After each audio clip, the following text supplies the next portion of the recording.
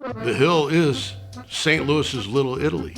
Let me tell you something, on Sunday, there wasn't a better smelling neighborhood than the Hill. All the moms being there cooking. Giant bowls of pasta and meatballs and salsiccia and bread. When you walked from my house to the church, you were hungry. It's a neighborhood. Neighborhoods don't seem to exist anymore. We are the last real Italian neighborhood in the whole United States. Hi, I'm Amy Shaw. I'm your president and CEO of the Nine Network, which is my great honor to serve you in this way and to serve the St. Louis region. And it's so terrific to be with you tonight. I hope you're enjoying the virtual events from Nine. It's our way of being with you. We'd love to still be together, but that just isn't possible right now. So what a fun way to spend a weeknight talking about food. Thanks for being with us. I hope you have a great time. We're thrilled to have Nick Stellino here. I have watched his show and just drooled over his creations, and I think you're just going to have a great time tonight. I want to talk real quickly about our founding education mission. You know, Nine went on the air with resources from moms who went door to door in the St. Louis region because they wanted to get a PBS station on the air to support learning and to support great education in classrooms, broadcast trusted educational content. And now we're doing the same thing in the pandemic with Teaching in Room 9. We're broadcasting 3 hours a day of great lessons that are going directly into the homes of the kids who need it the most. So that's part of your support. So I really appreciate that. Nine has been a source for trusted news and information, a place for retreat, to get away from the stresses of the day, and there are plenty of those these days, and a great provider of educational programming and resources. So now more than ever, which sounds cliche, but it really matters. We have directed our resources recently to bring you specials like the one coming up this Monday night on Living St. Louis, on kids, race, and racism. That's Monday night at 7 p.m. on 9 PBS. We've transitioned our Donnybrook Your Turn to be focused on Donnybrook Next Up, which is experts who are bringing you trusted information at times we really need it, and in-depth conversations with our Donnybrookers. We are really committed to providing you the best of news and information and trusted resources. So thank you for your support. It's really what makes all of this possible. You make Nine relevant and essential, not only here in the St. Louis region, but we're kind of a big deal across the country. So thank you. You make us proud. If you haven't supported Nine, now more than ever, ninenet.org/support. Become a member. It's simple, it's easy, and you're part of the family. My great honor to introduce our really great colleague, Joe Prosperi. Joe is our resident foodie here at Nine. He does have a day job. He is our director of digital strategy. If you're a foodie, you may know him as the leader of Chew in the Lou. He created that for Nine, and it's a great community on Facebook and now in person and via these kinds of events. So Joe Prosperi, take it away.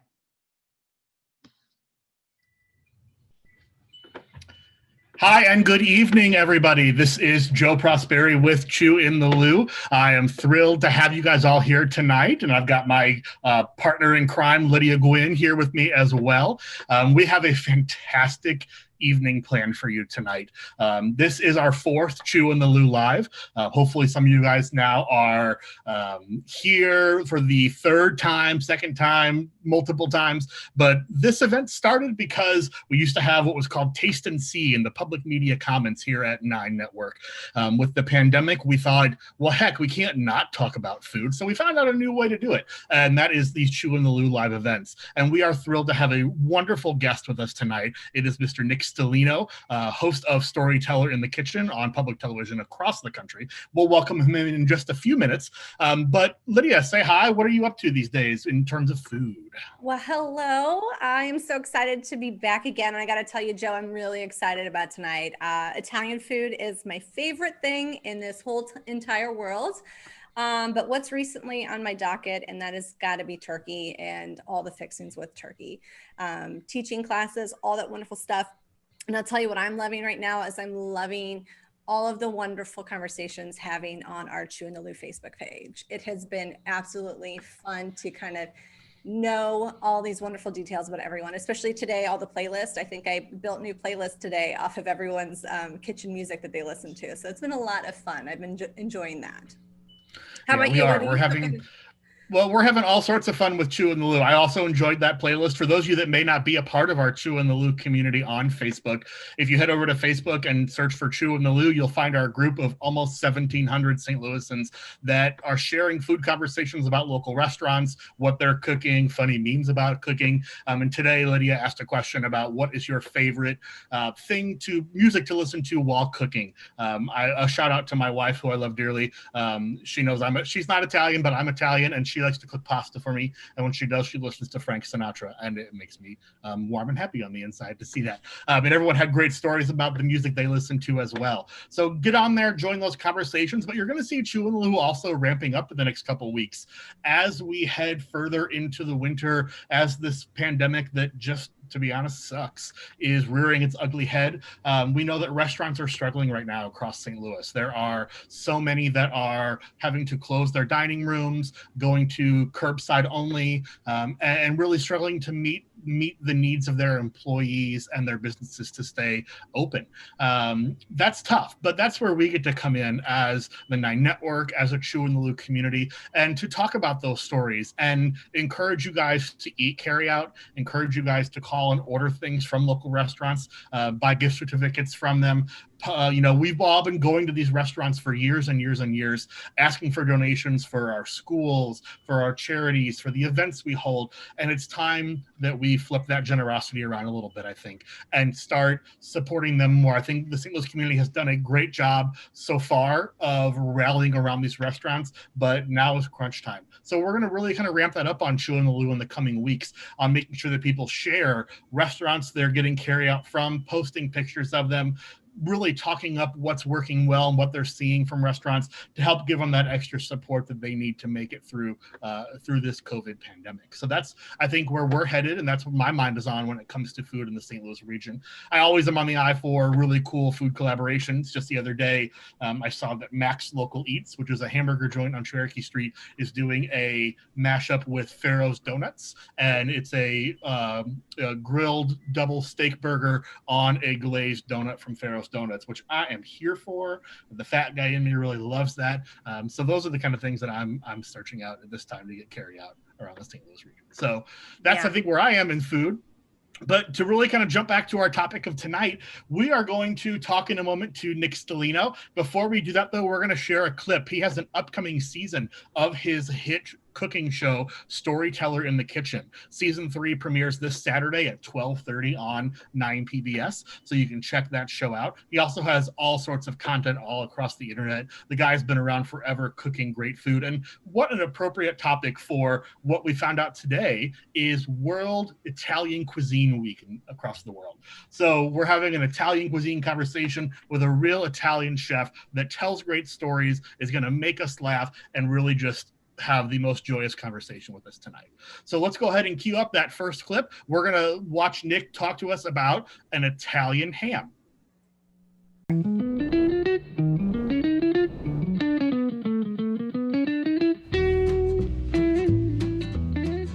Carissimi amici, benvenuti in cucina. My dearest friends, welcome to my kitchen. Today, I'm going to show you how to make that perfect baked ham. A fantastic idea for your home parties, for your holiday parties, and get the family involved. Let me show you how to make it. We preheat the oven to 350 degrees. And now, let me show you how to score the ham. I would like to tell you that this ham is an Italian recipe, but it's not. I learned this here in America. I remember one of the first holiday parties I was invited to that they had this huge piece of ham just like this, and I said to myself, I need to learn how to do that. The one thing that we need to do beforehand is to score the ham. Why? Let me show you. This skin, as you can see, is very, very tough. So what I like to do using a very sharp knife like this, I like to score it all the way down like this, going down the skin. And the purpose of this is that when we'll create the glaze later on, one of the important part is that the glaze will leak into the flesh of the ham through these openings that we're doing. And then I'm gonna go across almost as if making a diamond pattern. There are two schools of thoughts here. One is that you should be taking the skin of the ham off. I do not prefer that option. I've done it before. I like to keep it on top. It gives me the option to serve it to my guests because this skin becomes super crispy and super sweet. Some people even take it for dessert. So here I'm going to get a little bit more, and I go across like this. Now, always be aware of where your blade is at. If you get too enthusiastic and go like this, you might cut yourself. And I speak out of experience, I've done it myself. So very attentive on where you want to be. A few more cuts here at the top, in the back of it. Let's take this, let's move it aside. The baking dish that I'm going to use is rondeau. It's not an Italian word, it's a French word. It basically means the round pan, but it sounds so cool when you say French. Two schools of thoughts here. One is to put the ham directly into it and place it in the oven. I don't agree with the school of thought. Why? The ham is going to let go of the juices. And even though we are cooking at a fairly gentle heat in the 350 range, when it goes to the bottom, it could cause flare-ups. So there's a trick that I've learned from many Sicilian dishes of the past. This is rock salt, the kind of salt that you use for making ice cream. And what we want to do is to put enough in the pan to cover the bottom of it. But why do we do that? It maintains its rock-like consistency all the way through the cook. Also, what it does, it dissipates the juices that come from the ham, which they don't liquefy the salt. Rather, they harden up underneath, and it prevents any kind of flare-up. And for any kind of heat, anywhere between 350 and 450, especially with large roasts, this has been one of my favorite tricks always. So now we're ready to take the ham. We place it right inside our pot, as it is, like this. The oven is preheated, it's waiting for this ham to get in, and let's get started with it. And let me show you how easy it is to make a baked ham.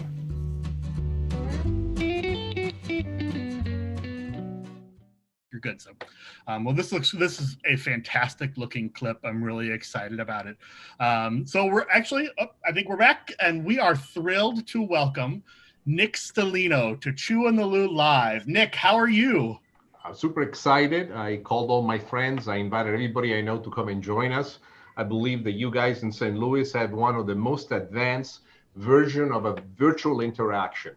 And I think that this does prove how public television, especially with the youth of talent that the city of St. Louis is bringing forth, is showcasing to all of us here in the United States how this crisis has also opened some incredible opportunities, showcasing to us a digital platform handled by a public television entity far better than anything else that's out there that has an integrated connection in a dialogue that you can have live with the people that watch the show. So for all of you, thank you for supporting the station, because without them, you would not have me. And to tell you the truth, they were one of the first stations ever that 27 years ago carried my show. And I'm very, very thankful for that.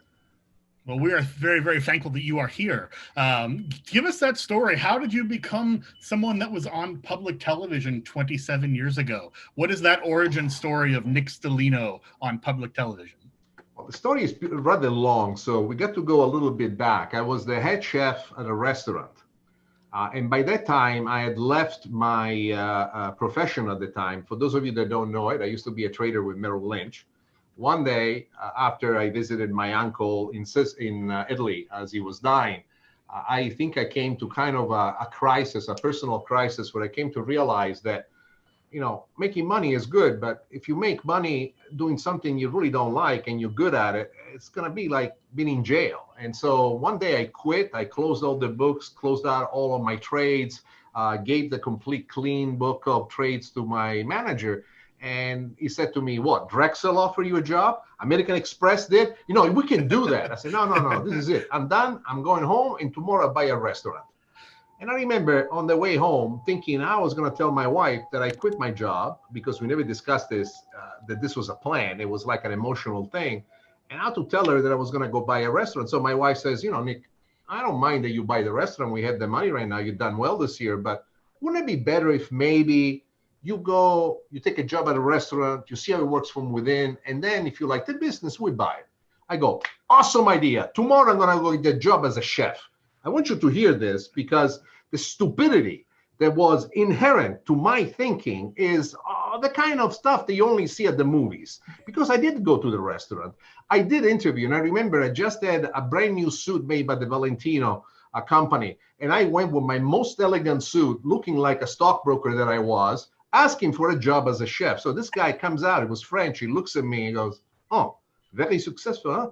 And we start talking, and I'm talking about how I can change the menu, the side dishes, how we can do table service, all these things, these ideas that I had. The guy gives me the job on the spot, and then he asked me about, I will do my best French accent. Where did you work before? And I told him, Merrill Lynch. And he goes, oh, they have a restaurant. I go, no, they don't have a restaurant. I was a trader. Now I'm a chef. You're lucky that you got me right away because, I'm very talented, The guy at the point started to push me down the stairs and making some very offensive allegations about my mother's profession, something that I took quite personally at that moment. At one point, I turn around, I look at the guy, and I'm thinking, this guy is like half a size of me, and he's pushing me down. What is he, crazy? And I say, listen, I got a deal. Let's do this. How about I pay you $5 a day if you let me wash dishes? He comes over to me, touches my hands, tells me, you had the end of a little child, and I will take your money. Tomorrow, show up here at such and such a time. And that is exactly how I started in the restaurant business. Over a period of time, as he hired another chef who came, who unfortunately for him, the poor man was a drug addict. He had serious problems, but he was quite good at what he did, but he wasn't working all the time. So I would wash dishes, I would jump on the line, give a hand, cutting, chopping, slicing. He didn't like French people. I like French people, even though I'm Italian. I like the French language. I speak it a little bit. So I would make lunch for the owners. Pretty soon, one day they got upset with him over something. They came to me, they gave me a job, and they said, no, you are the head chef. And I said, yeah, fine. Do you remember those $5 they're giving you every day for the last 3 months? I would like them all back. Thank you. That will be my premium. So as I was working at the restaurant, it was a different restaurant because from there I started moving from one restaurant to the next, one restaurant to the next. And it wasn't so much that I was looking to establish myself as a chef. I wanted to understand this type of cuisine, that type of cuisine, how you set yourself up for what is a neighborhood restaurant versus a super elegant restaurant. At the time, I got this huge opportunity to work at Stellino, which was one of the top 8 restaurants in the country from Bon Appetit in food and wine. It was huge for me. He was Sicilian. He took pity on me and says, you know what, you want to take this road? Come over, your family, we'll teach you how. Anyway, it happened, and when I finally got a head chef job in a restaurant that I did not own, but I was hired as a French chef, that there was this opportunity where one night, this company that was scouting for a new chef for ragu tomato sauce called the restaurant, and my wife answered the phone. She takes the phone, comes inside. She tells me that tomorrow a crew will be coming in to film me. Now, you have to understand that I was the president of the Jokester Club in Los Angeles. And I used to play practical jokes on each one of the chefs, Italian, French, Chinese. It was a crew of us growing together that were at the beginning of our career, we were really tight friends. So I honestly thought that these people kind of messed me up, and they were joking, and they were setting me up with a high-end production joke. So when the crew arrived, I started acting like a crazy man. I was bouncing off the wall like you've never seen before. And they go, great, great, great. This is great. Like a long story short, 3 days later, I get a call from J. Walter Thompson. I have no idea what this guy is. Turns out there's a big advertising agency in New York that says, we need to fly you to New York. The client loves your performance. They want to meet you. The tickets were available for me at what used to be at the time TWA. I fly to New York. They give me the job. They bring me back a week later, and we end up working at Silver Cup Studios, which is where The Sopranos were filming Queen. This thing was gigantic, a set the likes of which I can never tell you. They had booked the set for 5 days. We shot the commercial, my very first time ever in television, in 2 days. And everybody was coming to me and saying, you know, you're wonderful in front of the camera. I don't even understand what they're talking about. I'm saying, I'm Nick. I'm just talking to you like I talk to him, like I talk.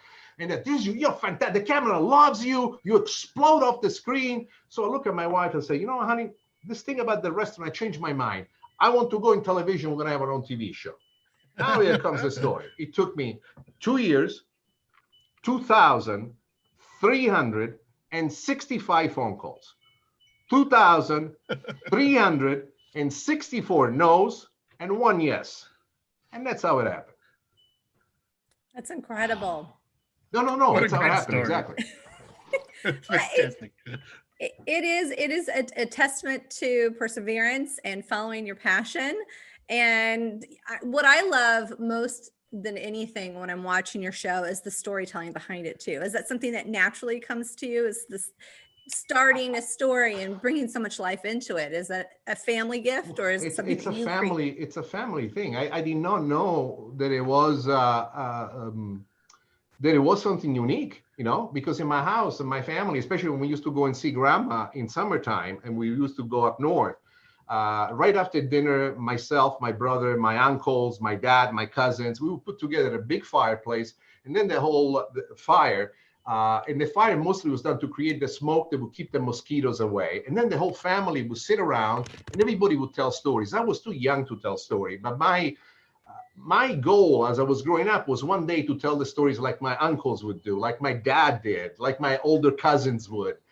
And so I think that unbeknownst to me, just by being participant to this moment, this event that took place in my family, I acquired some of the skills, because most of the people in my family are farmers, and most of them have no more than an elementary school education. And I don't say this with shame. I say this with pride, because in spite of the fact that formal education lacked, there were creative poets, artists, people that I admired beyond what I can tell you. School is good, but you do need a brain.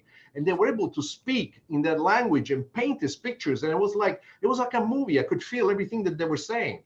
And so over the years, I think some of this stayed with me, because when I watched the show that I produced myself, it's like we are in my house with my uncle, my dad. I almost expect them to see anytime. I talk just like them. So I really bear no merit. I kind of inherited that. That one was no skill of mine. Do you have any inspiration to putting it on paper, like writing a book of your stories? I write stories and I put them on social media just because it's like, for me, a way to connect. Social media, like the show, people think, oh, you make the show, you make this money, and this is great, you become famous. What's the price of being famous? And what's the point of being famous? You put a monkey on TV and you give a monkey a TV show and you put him on every day at 5 o'clock, that monkey will be famous. It doesn't mean that the monkey's got talent. At one point or another, you have to stand on your own 2 feet, and you have to have a connection with the people that watch you. And the connection has to be based on a sharing of feelings where they feel that you are somebody that could be part of their friends or their family. The other thing that I find extremely important is never talk down to your audience like the stupid people. I hate it when you see the chef yelling and screaming around like, don't you know that? What are you, stupid? Somebody talks to me like that, they're going to fly out the window, I tell you. And I'm thinking, if I talk to people like this, that's first, is not my style. Second, is not the way in which you get people inspired. And third, I remember the worst teacher I've ever had. There was in elementary school in math. This guy sucked. In other words, you could not even explain a 1 + 1 = 2. And every time he would go, any questions? Any questions? I hated that. So I always say to myself, if I'm ever in a position that I teach somebody, I want them to feel like they're watching a movie and having fun. If I can show them how much fun it is, what it is that I do, and how they could have fun for themselves at home, I'm thinking they become like friends, and then like we're playing together. And somehow this miracle happened, because people don't go around and say, oh, Nick Stellino, the handsomest man I've ever met. Gosh knows I'm the vainest man you'll ever meet. But being handsome don't mean squat. If you cannot connect with people, you're just a pretty boy that doesn't mean squat. What I have instead is that people understand the essence of my stories, what I'm trying to encourage them about, and the way in which they connect with me is the type of personal connection that you would have with a best friend or a relative. And how I manage this miracle, I have no idea, nor do I want to know how, because I don't want my performance to be based on a series of checks and moves, just like an athlete would do as they move, because they're part of a scheme of a play. I just roll into it, and I simply ask to God to guide me through it. And what happens is what happens. I have a talent that I cannot master. I cannot move through as a willful extension of my mind, but I have a gift that whatever talent I have, it connects with people. And that to me is the best part. I have a mom who wrote me a few days ago telling me that her son has special needs, and he has significant problems in cognitive issues and the ability to speak. But he knows how to say Nick Stellino, and he goes and calls his mom, and together they watch my show. And for a half hour, they have a moment together. I like to tell you that that's what I had in mind when I started the show, but it's not. And somehow it's happening. I am the richest man you'll ever meet, not in dollars, but knowing that my work somehow connects with people in this way. This is awesome. That's all I got to say. This is awesome. Yeah.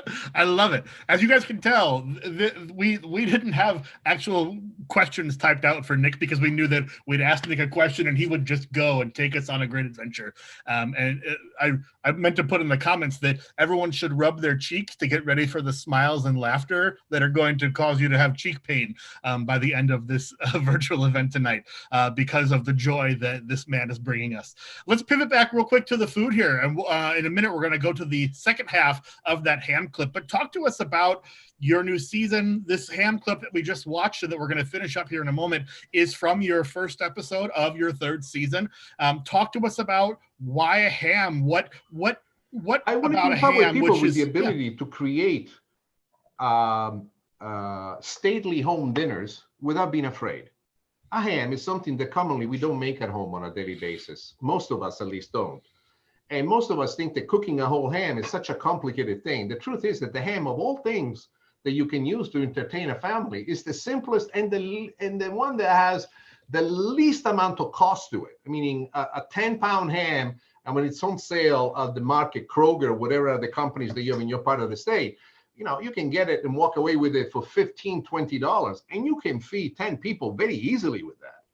The ham is already cooked, meaning it's being smoked to perfection. So what I wanted to show people is to walk them in and understand all that we're doing with reheating the ham and we're creating a crust on the outside. And for all these fears that you have that you're not good enough, that you cannot do it as good at the restaurant, let me show you how it is. And I think that people are becoming comfortable as they see, as I move comfortably through it, where there are none of these movements that you have to do that are done with ingredients that you cannot find or with tools that are unique. And some people go say, you know what, I can do that. And that is the feeling I want them to get. There is nothing that I make that they cannot make at home. Actually, most people, I guarantee you, they make it even better than me. That's fantastic. And I love that to you, it's almost the food is secondary, but the story and the experience and the journey of creating that food is even more important to you. So let's go ahead and cue up that second clip and let's finish off that ham that you put in the oven and let's see you glaze that bad boy.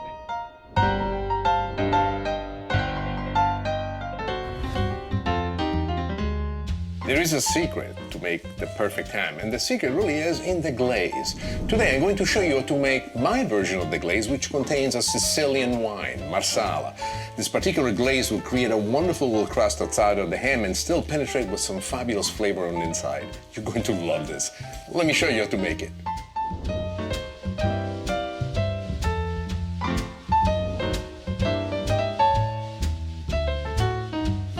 We are. The ham is cooking in the oven. It'll be there for quite a while longer. This is the perfect time for us to make the glaze. When I make the glaze, I follow a rule because of a huge mistake that I made in the past. Notice how big this pan is, and also notice the shape that this pan has. It's almost shaped as a bowl. What this does for us, it prevents for the glaze as it cooks and it starts producing big, huge bubble to spill over. I propose that whatever pan you use, you avoid something with straight walls like this, because what it will cause for you, especially on a smaller one like this, is for the glaze to spill over once it starts boiling. But let's get started. Let me show you how to do this, because this is very simple. I'm going to crank up the heat up a little bit. I'm going to start with the sugar. Together with sugar, we're going to put our butter. The next thing we're going to do, and this is not an American way of doing it, this is Marsala. Marsala is Sicilian wine. Why do I do that? I do that because it brings joy to me, and it's a variation that actually has a little bit of my own signature in it. Here is mustard. But why are we adding mustard? Well, there's so much sugar, we need to have something that is the yin and yang thing, and the mustard works wonderfully well in doing this. One of the things that I love about this technique is that all the ingredients go in at once, and here's going to be a mysterious ingredient for you as you've never seen it before. This is 2 cloves of garlic, which I have crushed. And I crushed them because I want the flavor of the garlic to go on the inside of it as well. So here we go with that. What we have in here is honey. Honey is going to increase the sweetness of it, but it will bring in a different kind of sweetness, one that we will taste on our tongue in a fantastic way. And then there is vinegar. You can use any kind of vinegar you want. However, in my opinion, the best kind of vinegar to use is the apple cider vinegar. And here we go with this. And here we have some onions, white onions, super finely chopped. And what I'm trying to do is to create a combination that brings all these flavors out in a unique form, rendering for us what I refer to often as the line in the middle. I call it the yellow line in the middle. I'm convinced that in everything that we cook and everything that we do in life, there's always one format that's the most revealing of them all. And this specifically is what I'm looking for. At this point, I'm gonna crank up the heat a little bit, and you wanna stir this until this starts to boil and it starts to reduce. What we're trying to do, we're trying to evaporate as much as of the water that's in here from the liquid that we put with the vinegar and with the marsala. And then when we get down to the base of the sugar and the other ingredients, you want to see this glistening and hardening up a little bit. In a certain way, you want to make almost a syrup-like consistency. And you can see right now the way in which it's behaving, the sugar is going wild on the inside. As the water is evaporating because of the medium-high heat we have it on, and it reduces, you see the wonderful syrupy consistency coming through. But you must always, and throughout the whole process, stir about like this. If you do not stir about and the sugar is left at the bottom untouched, it will actually burn. You want to look at a time between 8 to 10 minutes of continuously doing this and stirring. We're now at the point in which the glaze is ready. I turn it off. As the glaze is cooling off, I set myself up with this other pan right over here, and now I'll transfer it over. Ready? Let me show you. You can see from the darkness of it all, that has reduced to the perfect consistency. This is awesome. And there are the onions, the garlic, all these things that come together. The sugar, of course, you've seen that. The vinegar that fights against the sugar and gives this sweet and tart finish to it. The mustard, who also has its own imprint in this whole thing. These are all flavors that are moving around and playing. This could be a sauce in the form and the way in which it is, but I will use this for coating the outside. And what I love as the end result that this particular finishing touch does is that it creates almost like a hardened crust on the outside of the ham, full of flavor of its own, where even a minimal amount of it will just jump inside your mouth as if it's a wonderful symphony, as if it's poetry. I know, I look like a kid, forgive me. This thing is ready, the glaze is absolutely perfect. The next thing I want to do is to look at the ham and see if the ham is ready now to take the glaze. Let's take a look. I have to tell you, the aroma is splendid. So the ham has now been in the oven for just about a couple of hours. We have about roughly an hour left. This is the point where we want to put the glaze on. Now, putting on the glaze is something that we want to do every 20 minutes. And it's quite simple. I like to use a silicone brush because it allows me to really place it in such a fashion that gives me control. Also notice how loose is my glaze. One of the biggest mistakes that you could make is to make it so thick that it becomes hard. Remember, if you reduce the sugar too much, it hardens a lot. But look what a beautiful glistening that it takes. And this is really the painting part of it that I love the most. Making a ham, it's an artistic thing. And this is something that I just absolutely adore. All right, the glaze has been applied properly. And now we're gonna be doing this every 20 minutes until the ham has cooked completely. So let's take this back to the oven.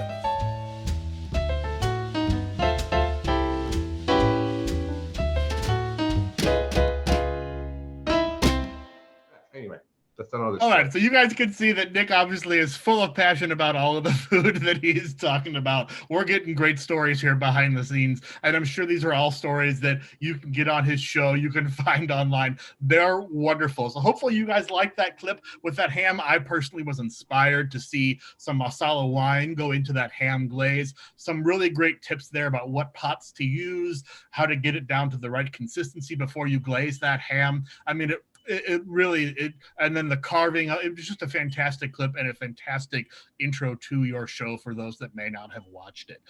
So we did get a couple questions from folks that were asking, you know, for something like a ham that you prepared, what's a really great side dish that you would pair that with? I'm sure the rest of the episode goes into that potentially, and we'll share a little bit here at the end, some potential side dishes from your cookbook that they'll be able to look at here soon. But what would you do with that ham? When that ham comes out of the oven, what's the presentation like? What goes with it? The presentation, it's always one of the things that I specialize in each one of my shows is once the food is ready, I want for people to see how is that I played it. So I give them an idea.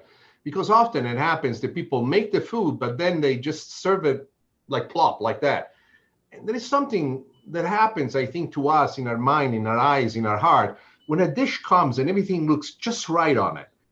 it tastes better already just because you've alluded yourself into the fact that such prettiness is going to make the food taste better. So I want people to kind of have an idea from how I do it, and then they can repeat it at home.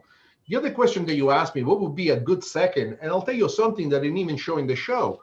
But the most simple of all things to do is peas, green peas. Frozen green peas are available every day these days. And actually, I have to say, they're fairly good quality. So imagine sauteing the peas and braising them in butter, garlic, and mint, salt and pepper, nothing else. And all that you have to do with the peas is open up the garlic flavor so that the chopped garlic opens up in the saute. It stays into the butter, so there's a softness of the oil that comes into it that massages the peas into the next revelation of juiciness, creaminess, the type of taste that you go once you crack through the skin on the outside and the inside of the pea pops onto your mouth almost as if it was a mousse hinted by the mint and by the garlic. You come to realize that there is a God in this world and he has to be the coolest dude ever because only he can cook like this. Of course, if you tell the story to my wife, she would be correcting me and she would say, yes, I agree with everything you say, except as far as I'm concerned, God is a girl, a beautiful girl. And I think if I want to stay married, I got to agree with that. Well, I would agree with you as well. I love it. Nobody's ever made peas sound so amazing than you just did. Yeah. I'm inspired.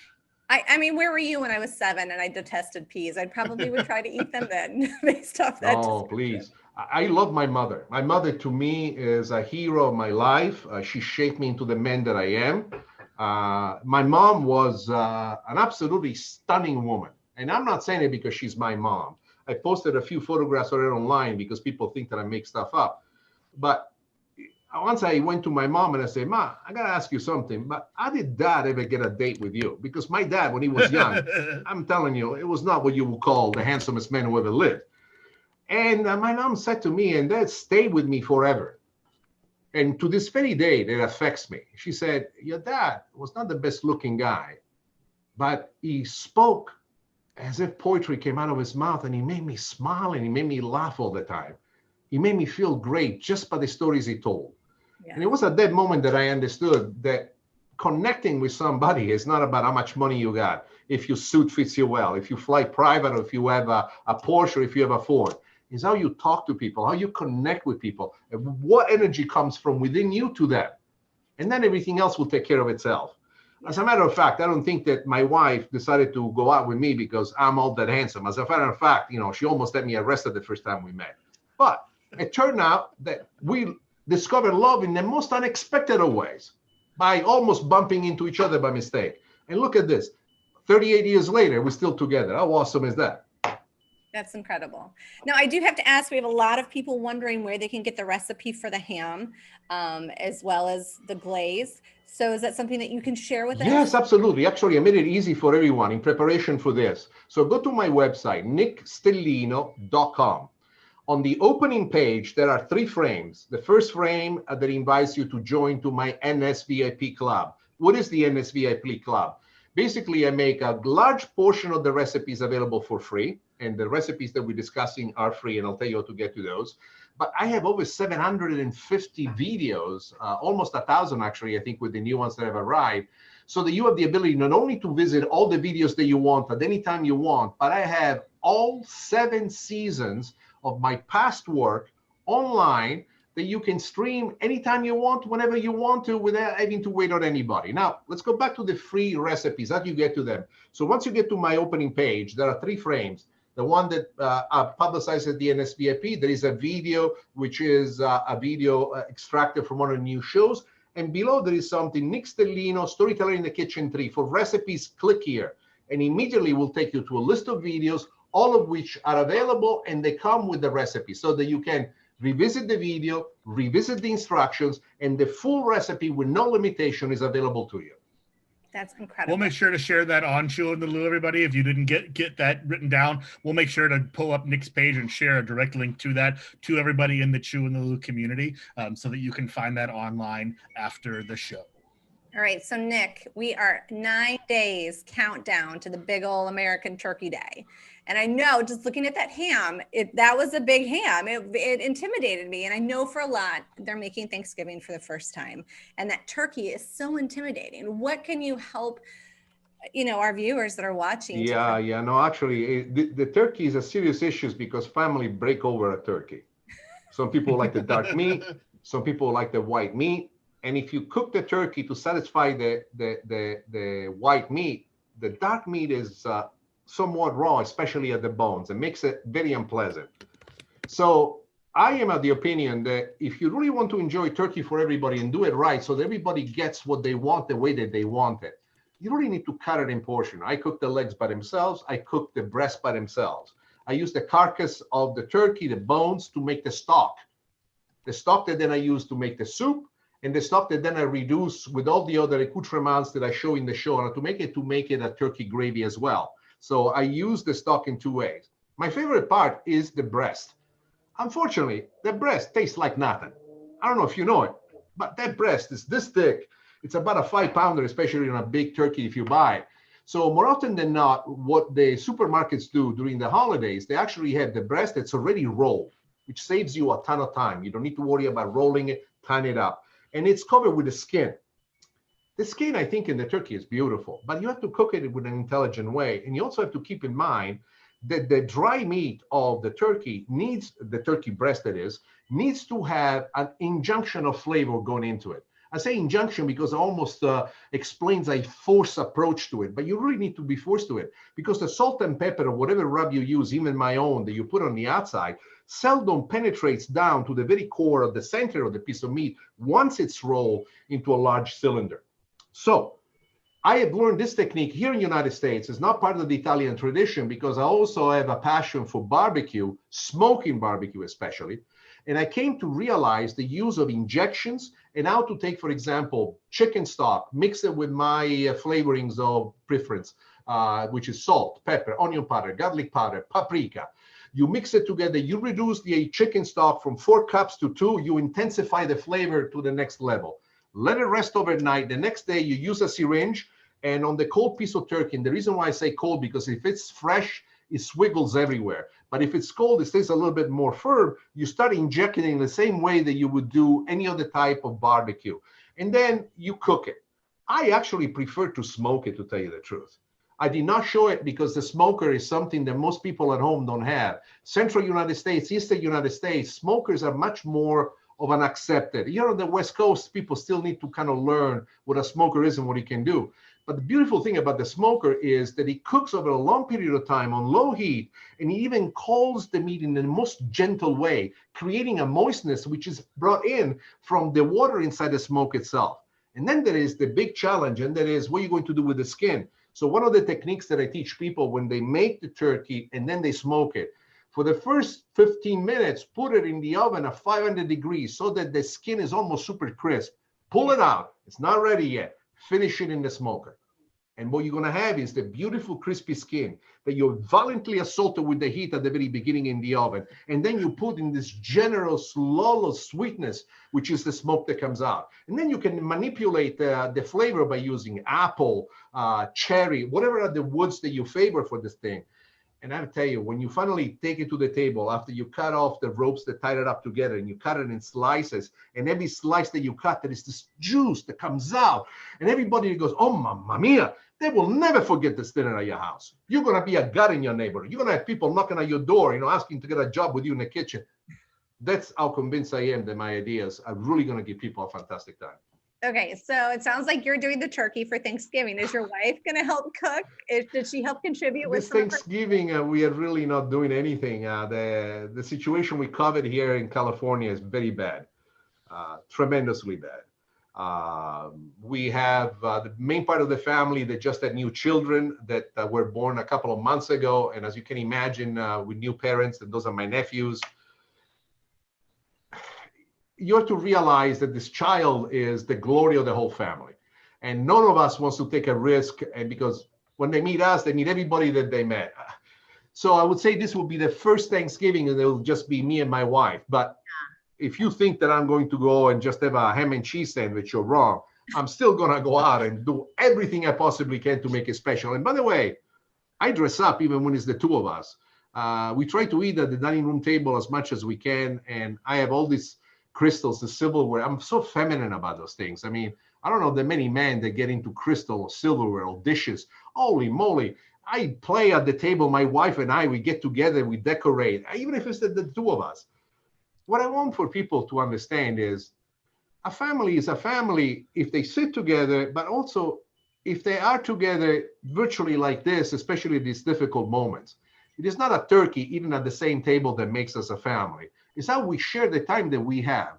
I'll give you a specific example. When I came to America, I really did not know how to speak English all that well. In the beginning, it was very hard for me. You know, people think when they talk to an immigrant that because the person speaks with a thick accent, that they're stupid. And I gotta tell you, that's not so. Just because they cannot speak English, it doesn't make them dumb. It just makes them unable to express themselves with the facility in which I have right now. I learned English out of revenge. I never wanted anybody to tell me that I cannot speak English. One professor in college did it, and that was the last time ever. I did everything I could to be able to speak as elegantly in English as I do in Italian. But the most beautiful thing in the end is that I used to call my mom and dad and have dinner with them because I felt alone. And we would have dinner on the phone. And my mom say, Nick, what'd you make today? Ah, mama, I made the pasta with the tomato sauce like you taught me. Here, listen, you see? And my mom would tell me what she made. Now, this is crazy. But that's the closest I ever came to this crisis that we have right now, where I felt this need as I was ingesting my meal to feel my family around me. So one of the things that I want people to understand is don't mandate rules as we interpret this crisis with different intensities. Keeping the family together is more important than a turkey. You got to understand that. You want to have this family for the rest of your life. And right now, we're all going through something quite difficult. Make your best judgment. Choose the part of people that are most secure. But remember that every person that comes at the table, you're not just inviting them, you're inviting every person that they met over the course of the week. And that makes it scary, at least for me here in California, where we increased by 20%. And it's a very concerning issue for us right now. It's the same way here in St. Louis. And thank you for sharing that message, because it's one that we all need to hear. Let's pivot a little bit to St. Louis. I know you've been to St. Louis before. You've come and actually done stuff here at the station in St. Louis with 9 Network. Tell us the story of when you first came to St. Louis and what your thoughts were about our local food scene. It was in 1995. And you guys were the most luxurious team I've ever seen. I mean, you guys didn't just put me at a Motel 6 like most people tend to do. You guys put me at what was at the time the Ritz-Carlton, in a part of St. Louis where there was a big bookstore, very elegant at the time. I need to remember that. I'm thinking, Mamma mia. And when I came into the studio, I came to realize that you have one of the biggest infrastructure within all of the other stations that I've seen. If I take you back into the early 90s, big stations like WLW was, they were working out of a tiny little unit that almost looked like nothing. If you close your eyes, you went right past it. The building was smaller than a 3-bedroom home, and yet they had this amazing reach. But the one thing that impressed me is the size of the studio that you had and how you guys had a connection with your viewers. We did several events where hundreds of people came. Plus, the station in St. Louis chose my show, and they were the first 5 stations ever. And I'm taking you back 27 years ago. The name of the show was Cucina Amore. Some of my biggest fans are from St. Louis. It was the first time that I saw something called Dago Hill, that to this day got some of the most incredible food and experiences. And the people were a big fan of the shows. And I felt like an ocean of love as I went there. But the most important part, I think, however, is the Museum of St. Louis that you have. I think that is not only comparable, but in some ways superior to some of the museums I've seen in Chicago and in New York. And first of all, the structure itself in the setting of the park-like area that was so perfectly designed and engineered. And at that point, I was invited to give a speech about being Italian. There was a big show of Italian art that had just been released from Italy that was brought into London. It was a significant thing from Michelangelo to Da Vinci and to all of the historical figures that have given so much to Italian culture. There was something like 250, 275 people in attendance, and I got a standing ovation. It was the first time that I realized I can actually talk to people even standing on a stage. And I was talking to them the way I'm talking now. It's not like I had music or dancers, but I was telling these stories and what it felt, what it was like. I got a standing ovation, and I chose to miss my plane because I didn't want to leave until I shook the hand of every single person that was there. And everybody stood in line to tell me how they felt. I think that St. Louis gave me the spark of the one moment when it clicked inside my head and it said, you know what? You got something here. You can last. And I am very happy to tell you that the year afterwards, I dropped my partners. And since then, I've been on my own. I raised my own money, set up my own distribution, make the show happen. Why? Being free is the most beautiful thing there is. And whatever mistake it was made, it's all mine. Whatever you see in the show that doesn't work, it's my fault. But everything else that you see that works well, I got the best crew ever. When I was in Seattle, I had a family. And here in Los Angeles, I formed another family. I'm the byproduct of the talent of people around me. They like me, and they want me to look the very best I can. Because if you think I look this great all the time, trust me, there's so many tricks involved in what we do that I look better than what I really am. Well, we got a really great comment here from somebody who said that they first discovered you back in 1994 and that her husband and her met you in 1994 at a book signing when the show was on. They still have a picture of their son sitting on your lap. So we're going to ask if there's any way that that person can get us that photo to post on Chew in the Lou. We would love to see it and share it with our audience of their son sitting on Nick Stellino's lap back in 1994. That is glorious. Are you familiar at all with something that we are very proud of here in St. Louis and outside of St. Louis? It gets a lot of funny looks, but the idea of toasted ravioli. Yes. That's something you're familiar with. Okay. Yes. Fantastic. I stole the idea and I make it at home all the time. And the first time I learned it was in St. Louis. First time I saw those raviolis, I go, damn, this is an awesome idea. I love that. The sticky buns also that you guys have are better than any other sticky buns I've ever had anywhere else. And then there was another thing. It was like a brick ice cream. Something. Ted Drew's? Say what again? Was it Ted Drew's custard? Yes. Yes. So they took me, the station really took excellent care of me. They would take me around, show me these foods that were unique to the area. People were very friendly, but the buns, I made it part of my appearance contract that every time I show up, I would take a small package of this home to my wife because she would not believe how great they were. And we did a lot of work together in those days. It's fantastic. You can buy toasted ravioli here in St. Louis at the grocery stores. There are multiple companies that make them, and you just pop them in an oven and air fryer. It's a staple for me and my kids. We love it. So they're awesome. It's fantastic. They make fun of you out east. When I talk to my chef in New York, they go, "What? That's terrible. What kind of crap is that?" Oh, have you tried it? Nah. Do me a favor. And I have to say that when I make it at home, and the first time I made it for my friends, they were like, "Oh my God, you're a genius. Where'd you learn this?" I would like to make up a story like, well, you see, I was in Rome and I found myself blinded by the moon. And this inspiration came upon me. I didn't come up with that lie yet, but I'll create a funny story if I ever make one of those. All right, Nick, so what's your favorite food that's not Italian? I like Chinese food a lot. Thai food. I like Middle Eastern food quite a bit, especially the way they treat some of their meats and the flavoring. Portion of my family is Persian, so I've learned a great deal by attending the feasts that were hosted by them. The fantastic people. The food is great. They dance, they party like it's the end of the world, and it's just this joy of life that I see in the Persian culture that's very similar to the Sicilian culture. And when you are within the context of a family, you come to understand that, we always think that we're so different from other people, right? But if you eat with them, you come to understand that we are the same. We might speak a different language, we might have a different color skin, maybe a different kind of haircut, but we are the same. And I think that food is one of the great equalizers that there is. That's why every time you see the Italian movies, whenever there is an issue, everybody does a sit down. You heard the word sit down.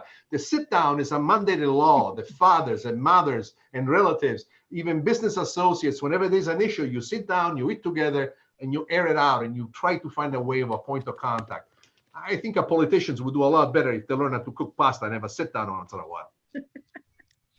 For sure. That's fantastic. Well, one question we've got here is, so when you're at home and it's you and your wife, what are you cooking? If you've got something to celebrate, what's the one thing that if you're going to cook, we'll do actually a two-part question. If you're cooking just for you and your wife, what are you making? If you're having a party, what is the recipe that you're pulling out of your brain to host and entertain with a crowd?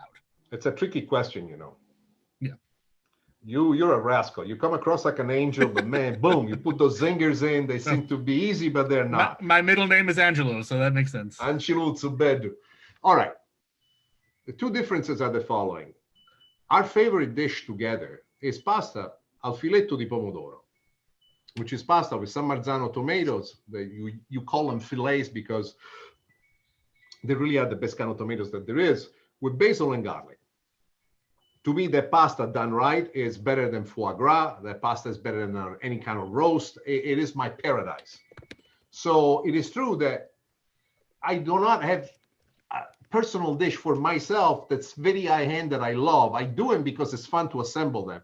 But I mostly do it when I want to show off or when I'm in the mood. But if I choose something I want to do on a short side, and I know that me and my wife are going to have a great time together, it's the pasta with the filetto di pomodoro with the tomato sauce. Now, what do I do to impress people? Pasta fra diavolo. I just found these companies out of Maine that are shipping out the lobster tails. I gotta tell you, they are fantastic. Cut them in half, braise them into tomato sauce, some white wine, some garlic, some basil, mix it together with the pasta. And I usually use the carne corte from Della Terra Pasta, an Italian boy that's making it out in Oklahoma, believe it or not. And I make that pasta like you can taste the ocean. You can taste the lobster. When you take it out, you want to slurp. You also want to lick the bones, the shell that's left underneath because of all the flavor that's in there. And then we always serve it with a lot of bread, which I purposely grill on the barbecue on a crisscross pattern. And then I rub with garlic right before I put it next to it. That to me is like my horse of Troy. When people come, they think they just come for pasta. And before they know it, they got this lobster pasta that conquers their heart. Okay, so I have to ask, what is your favorite pasta shape? Spaghetti. Spaghetti. Okay. And then do you make it from scratch? I've gotten into making pasta from scratch. That was my quarantine sort of sourdough version. And it is so easy. It is an art form, but it is so easy to do. Do you make all of yours at home from scratch? No, that would be a lie. That would be a lie because it does take a certain amount of time to do it. And I don't know about you guys, but recently double O flour and semolina flour, it's been fairly difficult to find. So I only am able to buy it online. So there are certain specific things, but they do take the time that they take. I do make it for special occasion. And what I like to make is not so much the Sicilian pastas, but the Tuscan pasta. There's a cut called pici, which is basically a rectangular spaghetti, which is a little, and it's served with a ragu of beef and pork together, or wild boar, if you happen to have access to wild boar. And that's one of the most elegant dishes as well that I like to make. And I like to make the pasta because it's difficult. It's full of possibilities of mistake. And so far, I get it right all the time. And I feel like, whoa, I know what I'm doing. I should do a show on TV. That is absolutely wonderful. Well, unfortunately, Nick, we are at our time for this evening, but I have a couple of quick announcements. One that people want to make sure they know, Nick Stellino has graciously offered up to us digital copies of his cookbook that we're going to post on Chew in the Lou, available for the next 2 weeks. So after the show, we're going to post that. Make sure you grab it, make your copies, write down all the recipes. I browsed through it. It's 160 pages of wonderful recipes that you can replicate at home, but I'm sure that you can rest assured that there are stories and love behind each one of those recipes. As I was reading through them, I pictured Nick in my head reading off the recipes, and he even writes even some of the things in there in his style that he's been sharing with us tonight. So we're going to post that in Chew in the Lou tonight as soon as this show is over. So thank you, Nick, for offering that up to all of our Chew in the Lou members. We appreciate that very much. Well, it's my way to say thank you to you because it's very easy when you become famous that everybody loves you. But I do remember who sucked and who didn't. I remember still those who treated me badly and I don't let it go, and those who treated me the way that they did. I honestly believe in my heart I would not have had this kind of success if your station did not stand behind me. At the time, there was a huge alliance between the Seattle station, the St. Louis station, and a couple of other stations were part of a conglomerate, and we made some of the most incredible programs together over the years. But you guys already stood behind me, and you really gave me a presence that ultimately gave me a national distribution. To all of you listening to this, you may want to remember Joe's name and Lydia's name because they are so incredible at what they do, and I've done tons of these things virtual, and none of them have been as effective at this as with this large group. The book itself that you're getting for free, I sell it on my website for something like $17. So do me a favor. It's yours to be had. I want nothing from any of you, but do me this favor. Pass this moment forward. What does it mean? You don't need to come to my website and buy a membership to my club. I would appreciate it, but that's not what I'm asking. It be that you're walking on the street and there's an older lady that just needs to be walked across, or maybe she needs some help in carrying the bag. Just do one thing that you usually don't do. Something that is great, even if it's petting a straw cat. Pass this goodness on. This book that I'm donating to you is a gift that I want to give to everybody who enjoys cooking, who enjoys reading great story. But there is a specific passion in that. And the happiness is made by the time that we spend together where we are happy with other people. This fighting thing is no good for nobody. It takes us nowhere. So as the holidays approach, remember that the most beautiful thing is the smile that we give others. So if I know that somebody that I never met, who doesn't even know my name, that suddenly finds $1 in his pocket because he needs it to buy a hamburger that he cannot afford, or someone else that you know that you don't want to do something to help him, don't even tell them this is from Nick. Just do it, because my book is meant to generate good. And if that happens, the universe will come back to me and help in a different way. And that will make me proud. It's philosophy to live on. I love it. That is fantastic. Well, Nick, we're going to close out just to let everybody We're know done here. already. We're done so much already. fun. I know. You're just getting started. You're just getting warmed up. But people will just need to tune into your show on Saturday at 12:30 on 9 PBS here in St. Louis for the third season of Storyteller in the Kitchen with Chef Nick Stellino. Just to let you guys know as well, today we did get confirmation that we're looking at January 13th at noon for our next Chew in the Lou Live, with our special guest will be Mr. Christopher Kimball from Milk Street Television is going to be joining us for a Chew in the Lou Live. So look for more information coming about that soon. And then to close us out, Lydia and I always like to toast at the very end to our special guest. So to Mr. Nick Stellino, thank you for inspiring us, making us laugh, bringing joy to the food that we are talking about. Cheers to you from St. Louis. We appreciate you. Cheers. Thank you for giving me this opportunity, Grazie. for spending time with me. And I want to come back whenever you have another spot, because you guys are too much fun. Anytime. As soon as COVID's over, come on back and hang out with us. We'll bring a camera crew and we're going to take you down to the hill and show you all of our great St. Louis. I would love that. I would love that very much. Love it. Love it. Well, thank you again, Nick. Everyone have a great night from Chew in the Lou. I'm Joe, and we'll talk to you later. Ciao. Ciao, Bella.